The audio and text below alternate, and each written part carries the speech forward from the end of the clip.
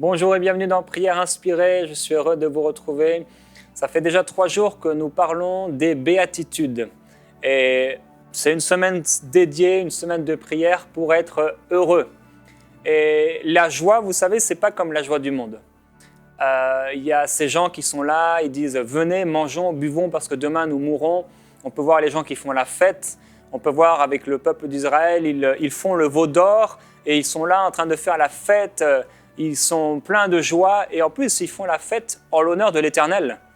Sauf que leur Éternel, ce qu'ils appellent Éternel, c'est un veau d'or. Des fois, on se trompe, frères et sœurs. Je crois vraiment, et même aujourd'hui, même à notre époque, on peut se tromper d'Éternel.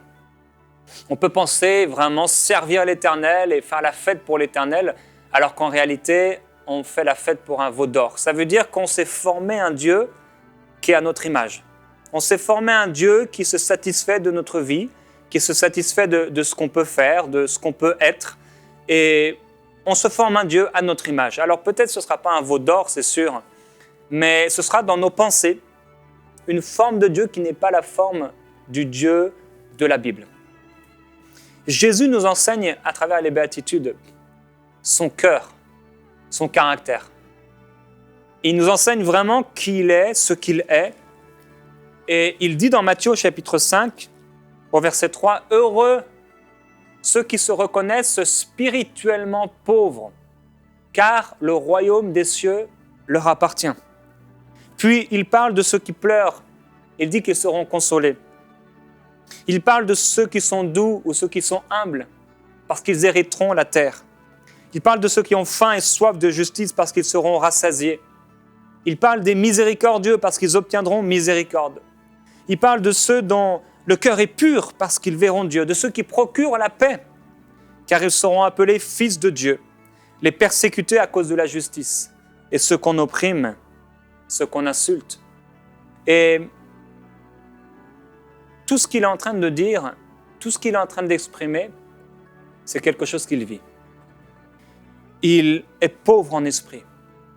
Il vient sur la terre et il dit « Je ne suis pas venu pour accomplir ma volonté, mais je suis venu pour accomplir la volonté de mon Père qui est dans les cieux. » Les disciples viennent auprès de lui un jour, alors qu'ils sont partis acheter à manger, et il est en train de parler avec la femme samaritaine. Il dit « J'ai à manger une nourriture que vous ne connaissez pas, c'est celle d'accomplir la volonté de Dieu. » Il nous montre sa dépendance à Dieu. Il pleure. Il est doux, humble.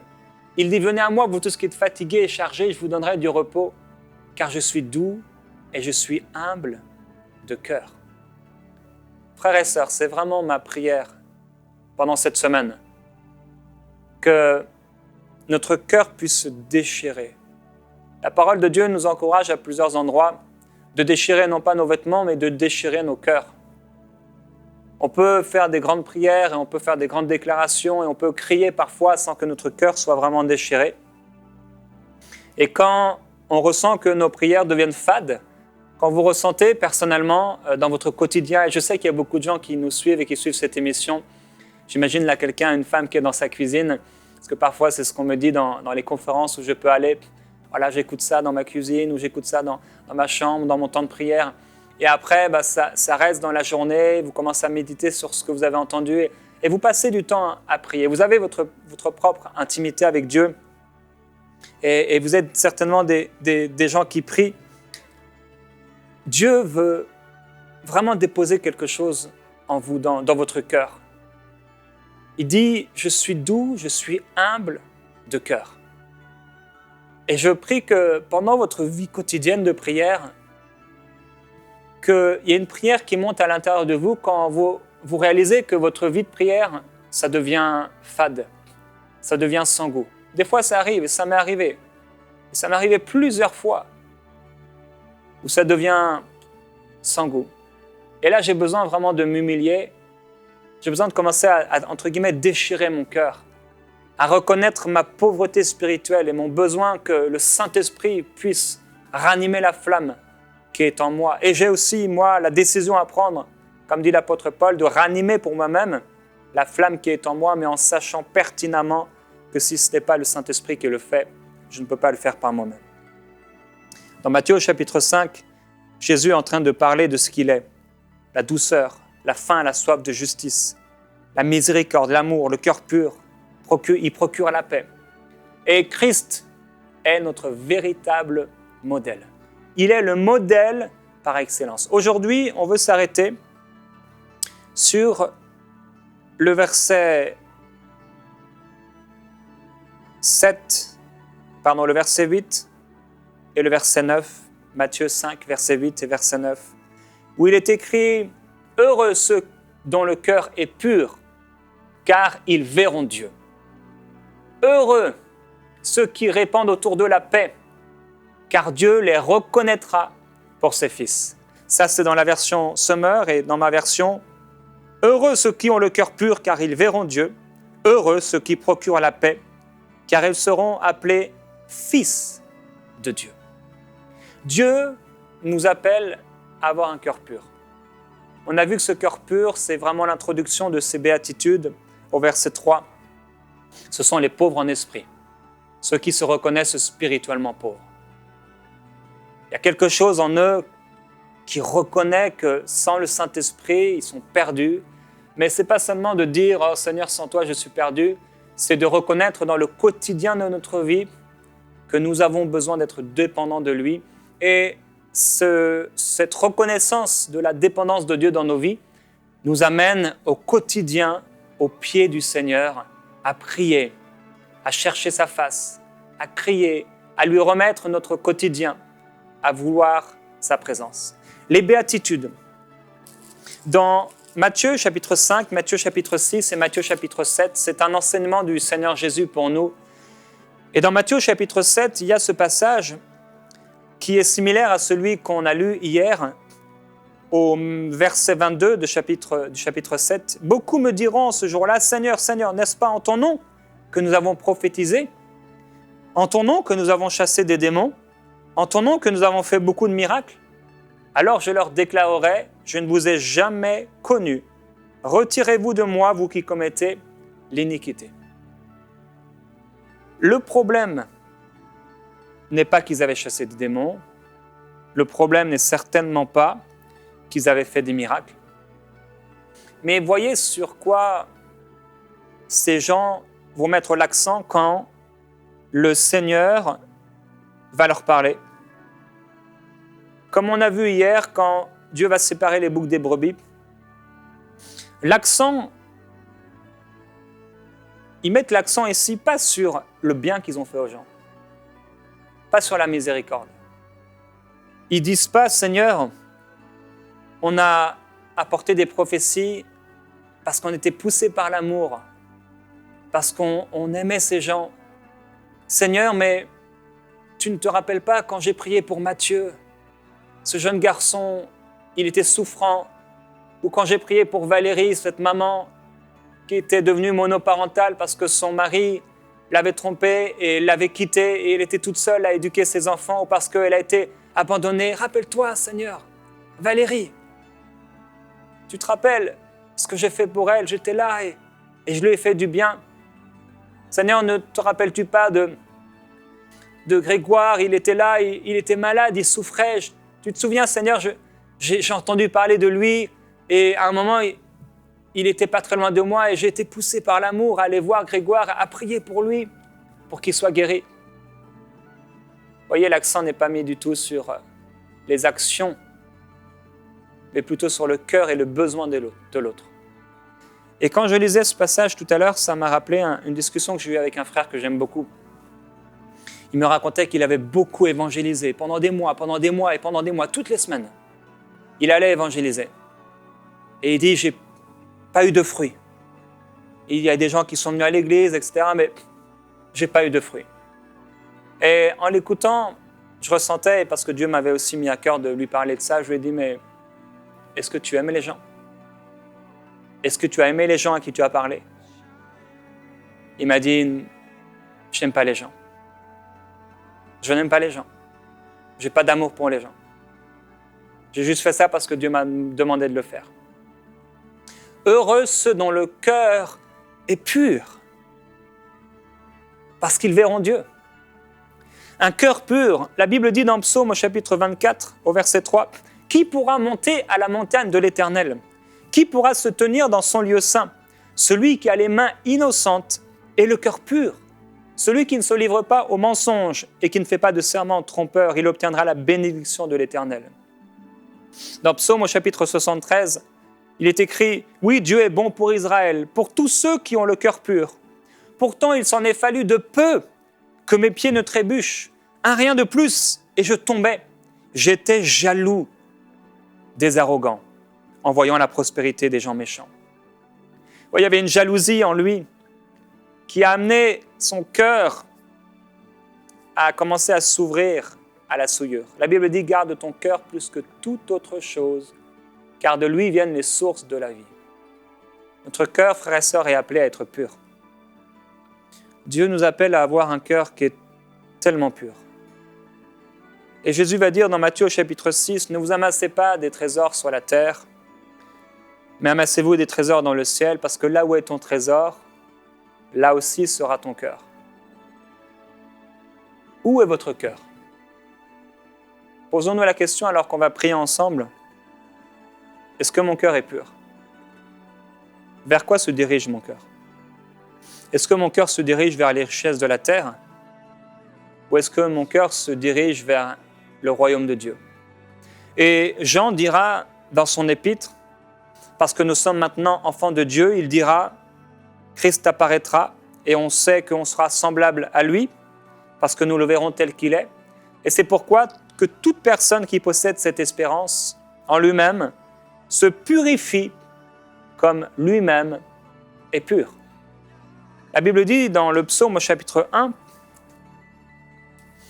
nous lisons dans ce psaume, « Heureux l'homme qui ne marche pas selon le conseil des méchants et qui ne s'arrête pas sur le chemin des pécheurs, qui ne s'assied pas sur le banc des moqueurs, mais qui trouve son plaisir dans la loi de l'Éternel et qui médite sa loi jour et nuit.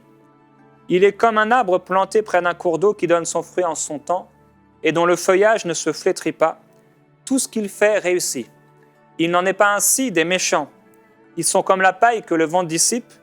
C'est pourquoi les méchants ne résistent pas au jour du jugement, ni les pécheurs dans la communauté des justes. Car l'Éternel connaît la voie des justes et la voie des pécheurs mène à la perdition. » Jésus dira que c'est du cœur que viennent les mauvaises pensées, les meurtres, les adultères, l'immoralité sexuelle, les vols, les faux témoignages, les calomnies. Et dit, voilà ce qui rend l'homme impur. Jésus dit, ce n'est pas ce qui est à l'extérieur, c'est ce qui est à l'intérieur. Jésus dit, ce que vous voyez à l'extérieur n'est que le reflet de ce qui est à l'intérieur. Jésus dit, ne nettoyez pas la coupe, mais nettoyez ce qui est à l'intérieur de la coupe.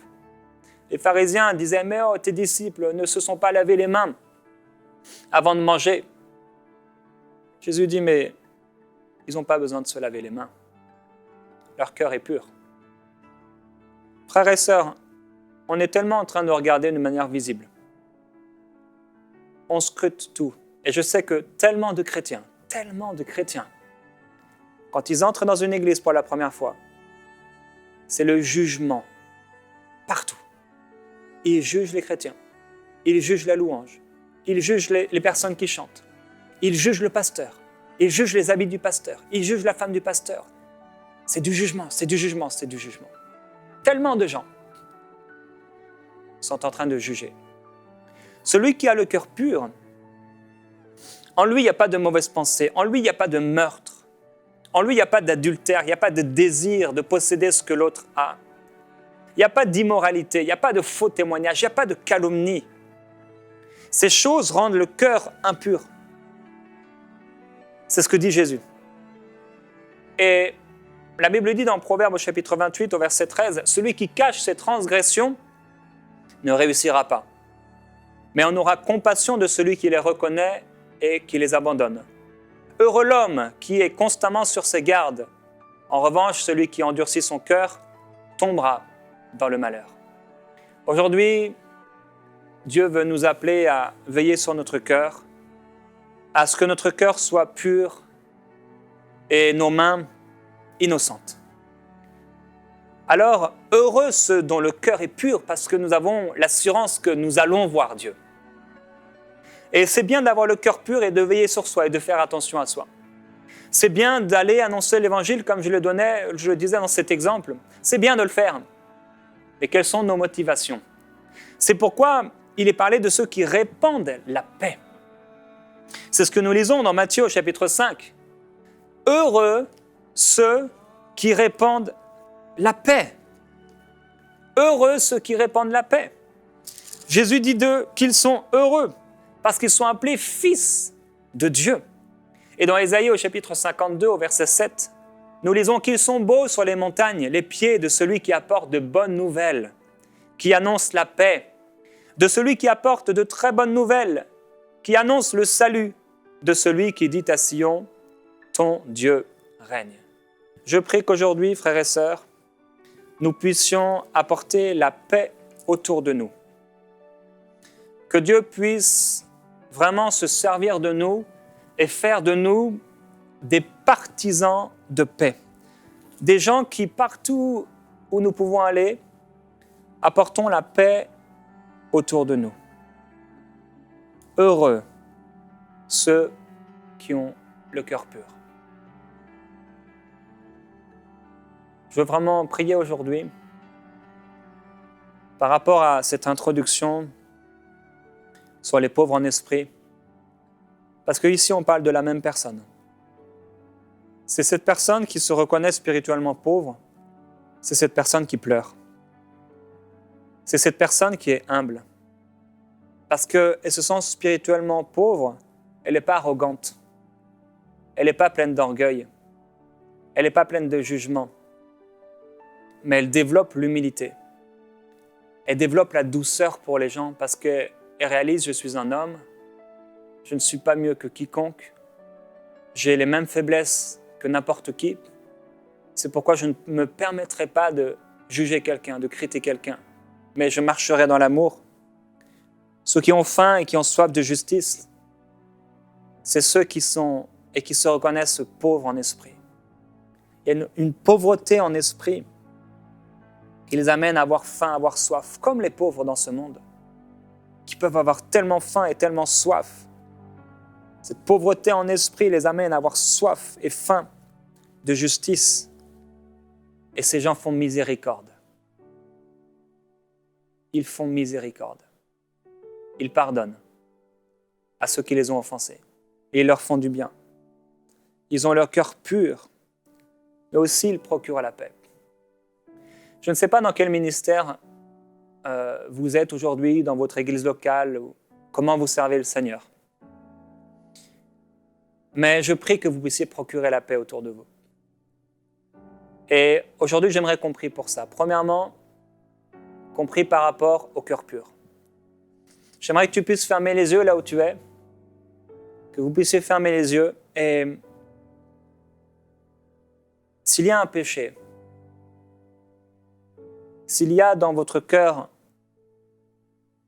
beaucoup de pensées d'adultère, de méchanceté, de vol, de cupidité, l'amour de l'argent, que dans ce temps de prière, vous puissiez, alors que vous avez les yeux fermés, commencer à reconnaître vos fautes. Si vous reconnaissez vos fautes, le Seigneur est plein d'amour, plein de compassion, plein de miséricorde pour vous pardonner vos fautes. Alors là où vous êtes, vous pouvez lui demander pardon. Seigneur, pardonne-moi parce que mon cœur n'est pas pur. Pardonne-moi parce que mon cœur est souillé. Pardonne-moi parce que j'ai laissé des choses dans mon cœur qui ne te plaisent pas. Pardonne-moi parce que j'ai laissé dans mon cœur germer des racines d'amertume, des racines de vol, de cupidité. Je te dépose ces choses. Purifie mon cœur. Purifie mon cœur. Et peut-être aujourd'hui, tu écoutes cette émission pour la première fois. Tu es peut-être tombé dessus comme ça, sur MCI TV ou sur YouTube, sur Internet quelque part. Et tu n'es pas sauvé. Tu n'as pas l'assurance, tu n'es pas certain que si tu mourais aujourd'hui, Dieu t'accueillerait et Dieu t'accepterait. Tu es peut-être de ceux qui disent « J'ai essayé de faire de mon mieux, je suis une bonne personne, mais ça ne suffit pas pour Dieu. » Dieu accueillera des gens qui ont le cœur pur. Pas ceux qui ont fait des miracles en son nom, pas ceux qui ont chassé des démons en son nom, mais ceux qui ont le cœur pur. Et Dieu veut purifier ton cœur aujourd'hui. Si tu n'es pas certain de ton salut, je veux t'encourager aujourd'hui à te repentir, c'est-à-dire changer, faire demi-tour à ta vie passée, à ce que tu es aujourd'hui, en demandant à Dieu de te pardonner de tous tes péchés. Et si tu veux, et tu es interpellé par cette parole maintenant, tu peux répéter cette prière avec moi de tout ton cœur. Si tu crois ce que je dis, tu peux dire « Dieu, je viens à toi, tel que je suis. J'abandonne mes péchés. Je reconnais que je ne suis pas sauvé, que j'ai besoin de toi. Je te demande pardon pour mes péchés. Je te demande pardon parce que mon cœur est rempli de souillures, parce que ma vie est remplie de péchés. Pardonne-moi. Sauve-moi. Libère-moi de mon péché. Je reconnais, Jésus-Christ, que tu es mort sur la croix pour pardonner mes péchés, pour me donner une vie nouvelle, pour changer ma vie, pour me transformer, pour me sauver. Jésus-Christ, je croyais en toi, mais aujourd'hui, je ne veux pas seulement croire, je veux me donner à toi. Je veux m'offrir à toi. Je te donne toute ma vie, tout ce que je suis. J'abandonne mes plans, j'abandonne mes projets pour tes projets, pour tes plans. J'abandonne ma vie pour que tu vives à travers moi. À partir d'aujourd'hui, Dieu, je prends la décision d'être ton enfant, de vivre seulement pour toi, et ce jusqu'à ma mort. Amen. Si vous avez prié cette prière de tout votre cœur pour la première fois, vous pouvez nous contacter sur l'adresse qui s'affichera à la fin de cette émission. Mais dès aujourd'hui, passez du temps à méditer la parole de Dieu, la Bible. Dieu va vous enseigner. Dieu va vous diriger vers des frères, vers des sœurs qui ont la même foi que vous. Nous voulons aussi prier pour procurer la paix. Et je veux prier pour vous, comme je l'ai dit tout à l'heure, qui êtes dans des ministères particuliers, vous servez Dieu d'une manière ou d'une autre. Ou peut-être que vous avez caché vos talents dans la terre et vous ne faites rien avec. Je veux prier pour vous. Père, je prie pour ceux qui écoutent aujourd'hui. Je prie que on puisse procurer la paix. On peut faire des choses en ton nom, mais ne pas procurer la paix. On peut être fidèle dans nos églises et ne pas procurer la paix. On peut donner la dîme sur tout notre revenu et ne pas procurer la paix. On peut faire tellement de choses sans avoir ce cœur de partisan de paix. Je prie que nous puissions amener la paix autour de nous. Que nous puissions être connus pour être des gens de paix. Père, je prie que ta miséricorde soit forte en nous. Que nous puissions amener cette paix partout autour de nous. Envers les gens qui en ont besoin. Envers les affligés, envers les opprimés. Que dans chaque endroit où nous sommes, dans chaque endroit où nous pouvons entrer, dans chaque endroit où nous pouvons aller, que la paix entre avec nous. Que la paix soit amenée avec nous. Je prie que si nous entrons dans une famille, dans la maison d'une famille qui est en discorde, une famille divisée, qu'au moment même où on entre parce qu'on se reconnaît spirituellement pauvre, ta présence de paix vienne remplir cette maison. Partout où tu allais, Seigneur Jésus, tu amenais la paix. Tu amenais la paix autour de toi. Et c'est vrai que quand cette paix arrivait, ceux qui résistaient à la paix, c'est l'épée qu'ils goûtaient. Ils étaient divisés contre toi. Et nous savons que quand ta paix vient dans un cœur, peut-être que cette paix va amener des divisions dans les familles, dans les vies. Nous savons que la paix amène parfois la division. Non pas de celui qui marche dans la paix, mais de celui qui refuse la paix. Je prie que nous puissions être comme toi, Seigneur Jésus-Christ. Amener la paix.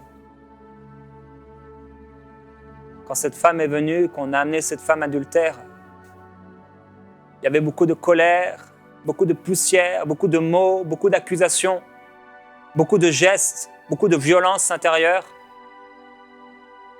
Et tu t'es agenouillé.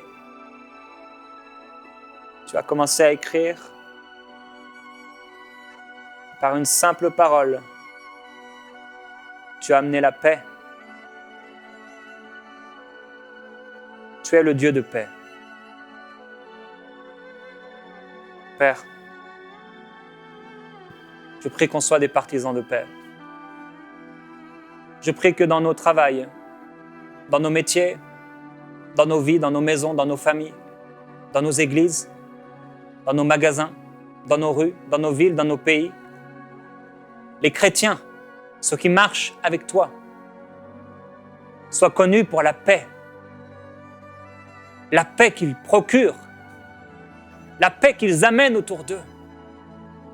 Je prie, Père, pour ceux qui écoutent, pour celui ou celle qui écoute aujourd'hui, qu'elle soit connue à cause de la paix. Je prie qu'il y ait une onction de paix, une présence de paix qui soit sur elle, dans sa vie, et qu'elle soit connue dans son travail, dans sa vie personnelle, pour être une personne qui marche dans la paix, qui amène la paix, une stabilité dans la paix, une douceur qui exprime tes sentiments.